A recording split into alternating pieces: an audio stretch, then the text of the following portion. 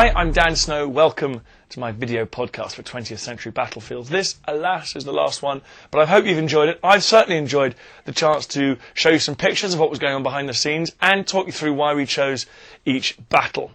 The last one in the series, Dad and I wanted to be the 1991 Gulf War. It looked like it was going to be this new era after the Cold War of international cooperation when aggressors were going to be dealt with collective by the whole international community. It didn't really turn out like that. We wanted to tell that story and, of course, point forward to the second invasion of Iraq that happened in 2003.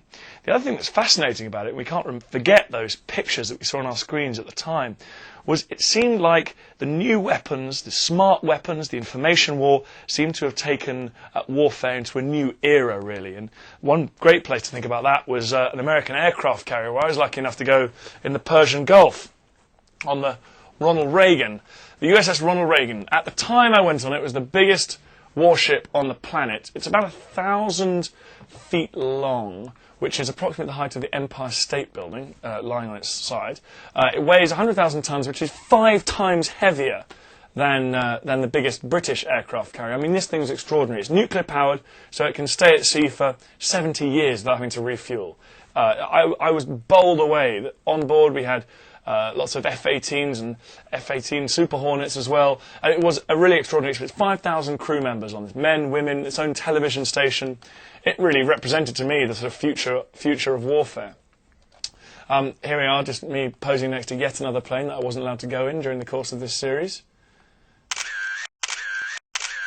I went to a British Army training facility and went through the NBC drills, nuclear, biological, chemical attack drills. And that involves putting on the hottest suit you've ever seen. And then, of course, going about doing all the things soldiers have to do. This is a truck that I had to unload. I'm wearing the NBC suit, but at this stage I don't have my gas mask on, obviously, because there's no attack. But this is how they had to live in Saudi Arabia when they're preparing for the Gulf War. Gas, gas, gas! You've got about 9 seconds to put your mask on. Come on!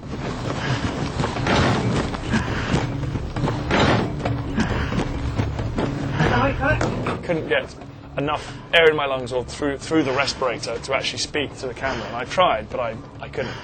And the director shouting at me to tell us what it's like was pretty annoying. When I took that respirator off, it was like chewing air. It was wonderful. There's just no air in there at all. And the idea of fighting something like a battle under those conditions is absolutely unimaginable, and that's a lot harder than what I was just doing there, those shuttle runs. The idea of spending hours on hours in this get-up, charging across hills, is extraordinary. Well, that's the last of the video podcast, and the series has also come to an end. I've had a fascinating time making it, and I really hope that you've enjoyed it very much. The website is still live, don't forget.